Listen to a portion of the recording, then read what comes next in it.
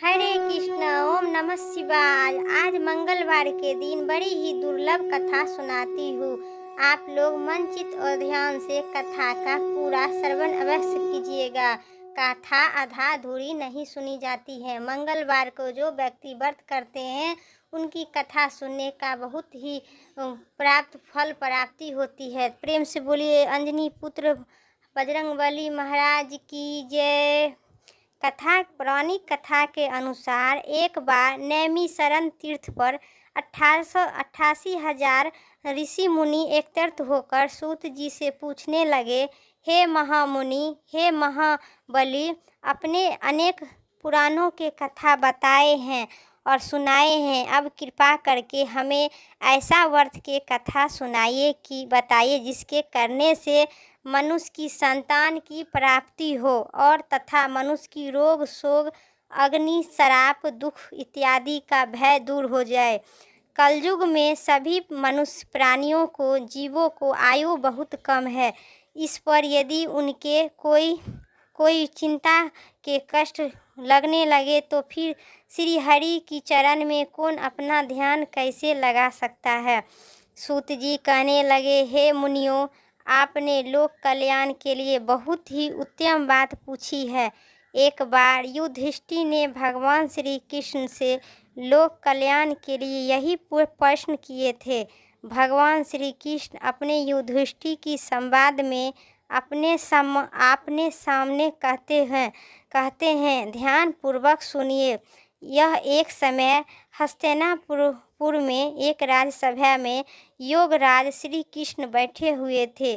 तब युधिष्ठिर ने भगवान श्री कृष्ण से यही प्रश्न किए थे, हे प्रभु, हे नंदन गोविंद, आपने मुझे अनेक कथा सुनाई है, आज कृपा करके कोई ऐसा व्रत या कथा मुझे सुनाइए जो जिसके करने से मनुष्य की रोग चिंता तथा भय से मुक्त हो जाए तथा उनके पुत्र की प्राप्ति हो।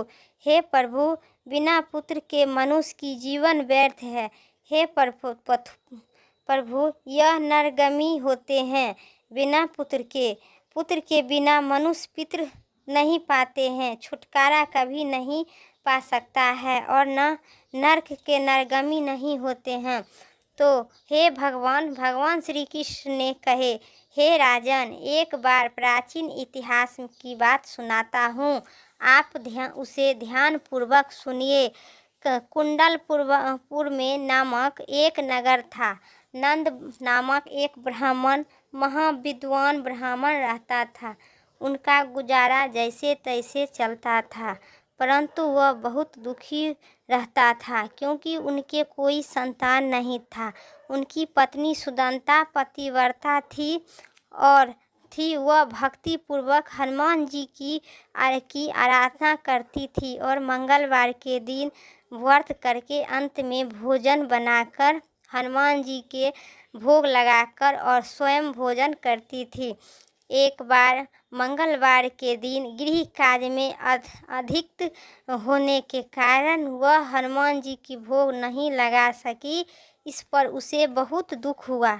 उसने स्वयं प्रण लिया कि भोजन नहीं किया।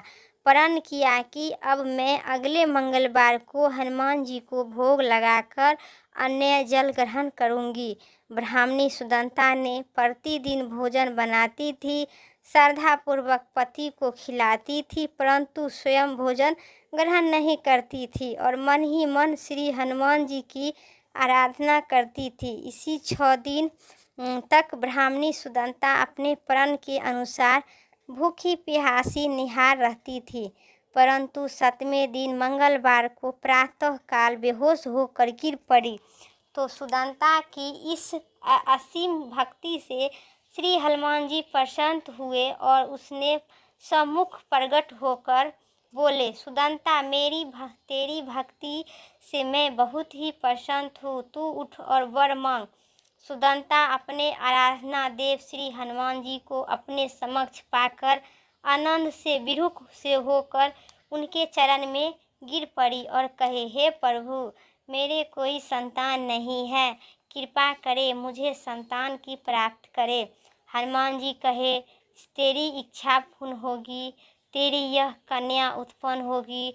उनके अष्टगन प्रतिदिन सोना चांदी होंगे। और इसी प्रकार वह देखकर हनुमान जी अंतर्धान ध्यान हो गए। ब्राह्मणी सुदंता ने कहा, आपकी लोभ अधिक हो गया है। और ब्राह्मण सुदंता ने यही कहने लगी और भगवान श्री कृष्ण ने कहे, हे राजन, वो तो अंतर्ध्यान हो गए। ब्राह्मणी सुदंता ने बहुत ही हर्षित हुआ। उनके यह समाचार अपने पति को जाकर कहे। ब्राह्मण देव कन्या का वर सुनकर दुख हुआ, लेकिन परंतु सोना मिलने की बात को सुनी तो बहुत ही प्रसन्नता हुई, क्योंकि विचार में ऐसी ही कन्या का साथ मेरी निर्धनता समाप्त हो जाएगी।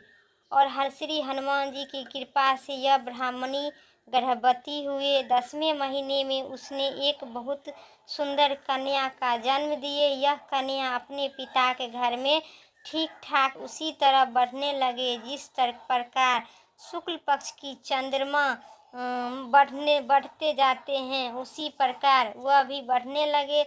10वें दिन में ब्राह्मण अपने बालिका को नामकरण करवाए और उनके कुल पुरोहित ने उसे बालकी का नाम रत्नबाला रखा। इसके पूर्व जन्म में विधि विधान से मंगल देव का व्रत किया करती थी और रत्नबाला का अष्टगन प्रतिदिन बहुत सा सोना देता था। उस सोने की नंद ब्राह्मण बहुत धनवान हो गए। ब्राह्मणी सुदंता भी अभिमानी हो गई।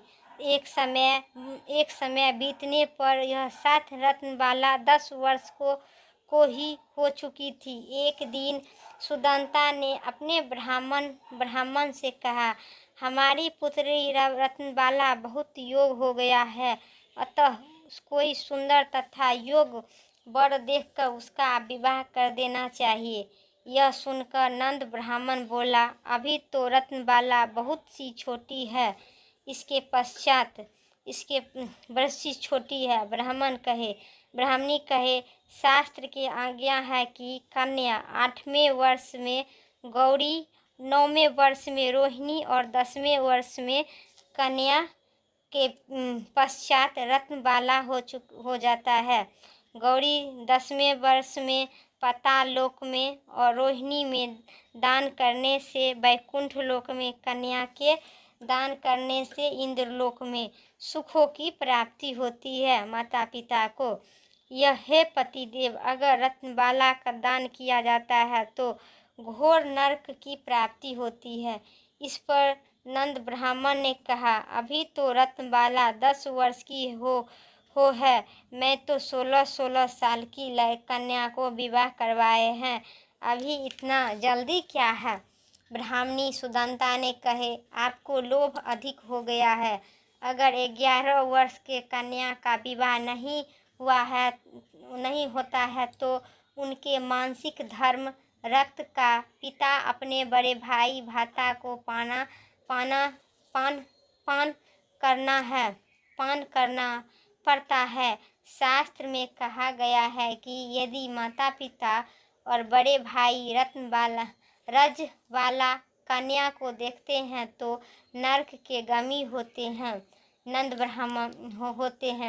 नंद ब्राह्मण ने कहे, ठीक है, मैं कल योग वर की तलाश अपने दूत से भेजूंगा।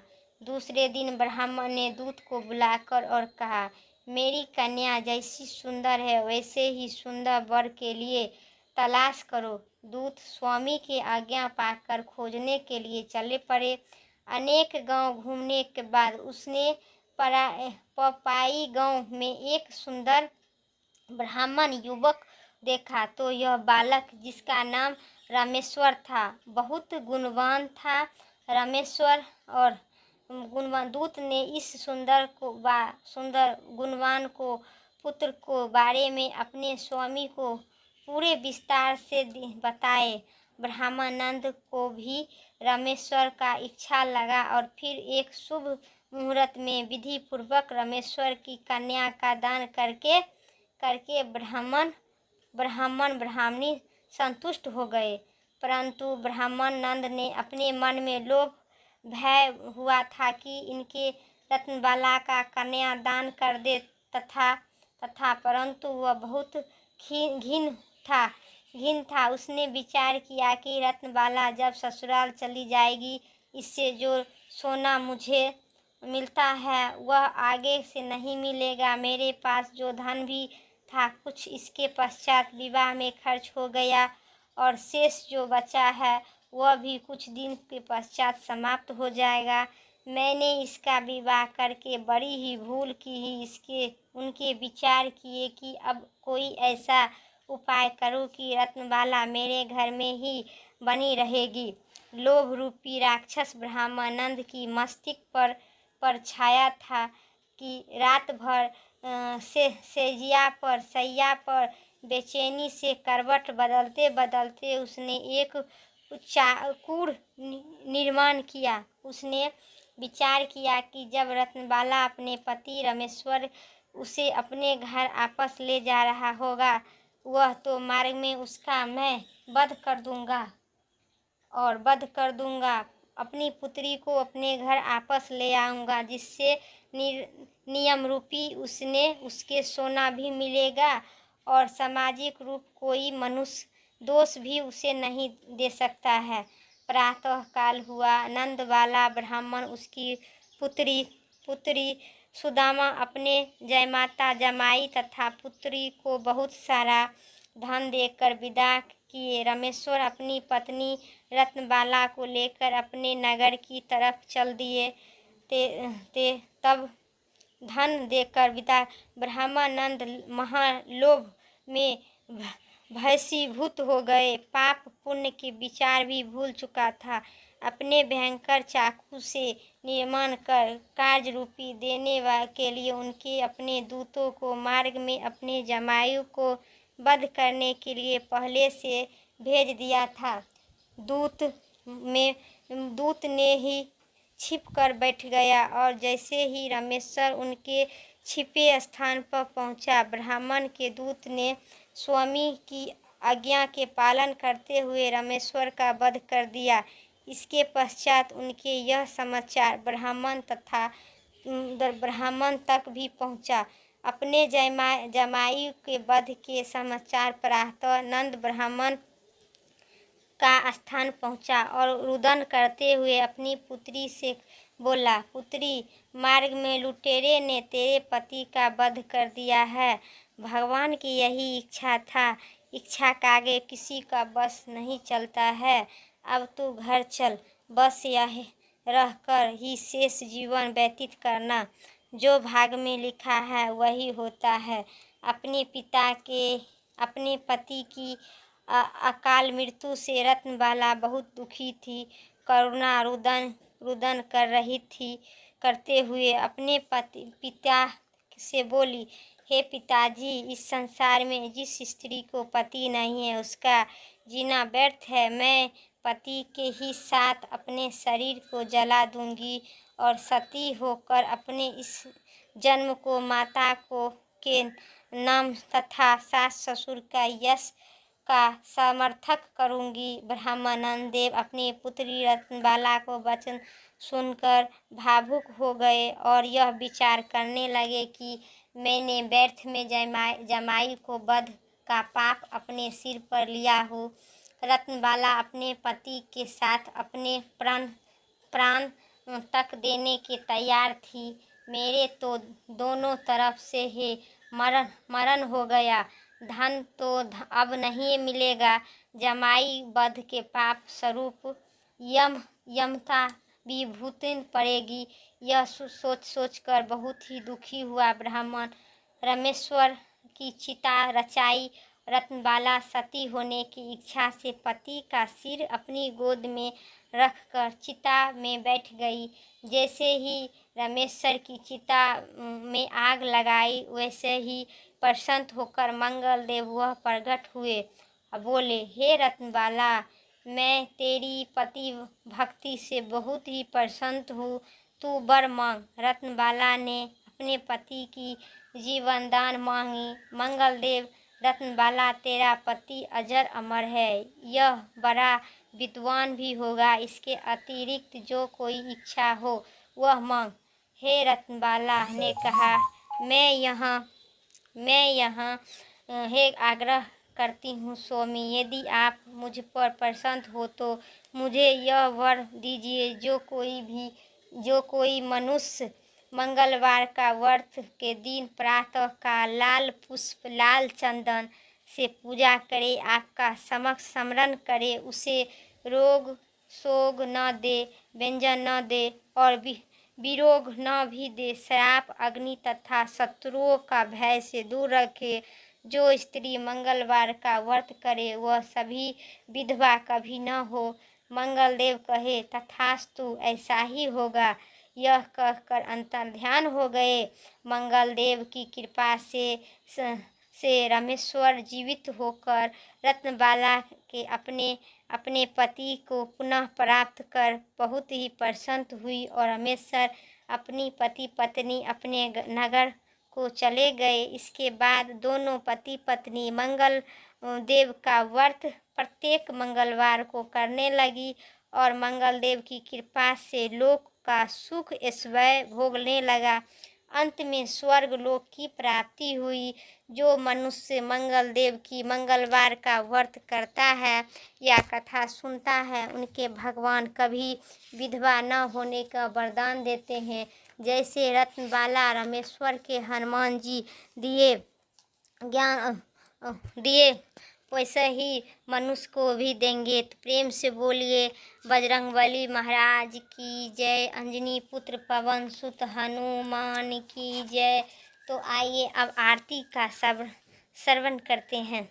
आरती कीजिए हनुमान लाला की, दृष्टि दलन रघुनाथ कला की, जाके बल से गिरिधरी कांपे, सोग रोग न जाके निकट न आ झांके, अंजनी पुत्र महाबलदाई, संतन के प्रभु सदा सहाई, देवीरा रघुनाथ पठावे, लंका जाए सिया सुधिलाए। जय आरती कीजिए हनुमान लाला की लंका सो को समुद्र सिखाई, जाते पवन सुत बार लगाई, लंका जारी सिया सुध संहारे, सिया राम जी के काज संहारे, लक्ष्मण मूर्छि पड़े सहकारे, अग्नि लाई सजीवन लखन प्राणी उजारे, पोठिक पाताल जाके जन्म कारे, अहिरा बन के भुजे उखाड़े, बाएं भुजा असुर धल मारे, दाएं भुजा संगति जन तारे। जय जय आरती कीजिए हनुमान लाला की, दुष्टि दलन रघुनाथ कला की, सुर नर मुनि जन आरती उतारे, जय जय जय हनुमान उचारे, जय जय जय हनुमान उचारे, कंचन थाली अगुर कपूर छाई, आरती करती अंजना माई, जय हनुमान जी की आरती गावे, बस बैकुंठ पदम पद पावे, लंका विध्वंस किन्हीं रघुराई, तुलसीदास प्रभु करती कहराई, आरती कीजिए हनुमान लाला के, दुष्ट दलन रघुनाथ कला के। बोले प्रेम से सियावर रामचंद्र भगवान की जय, हनुमान जी की जय, पवन पुत्र हनुमान की जय। तो दोस्तों मेरा अगर वीडियो पसंद आए, उम्मीद करते हैं मेरा वीडियो पसंद आए, चैनल पर नए हैं तो लाइक करके सब्सक्राइब करें, कमेंट में जय बजरंगबली ज़रूर लिखें। तो नेक्स्ट वीडियो लेके आते हैं, तब तक के लिए हमें दीजिए इजाज़त। जय सिया राम, राधे राधे, जय बजरंगबली।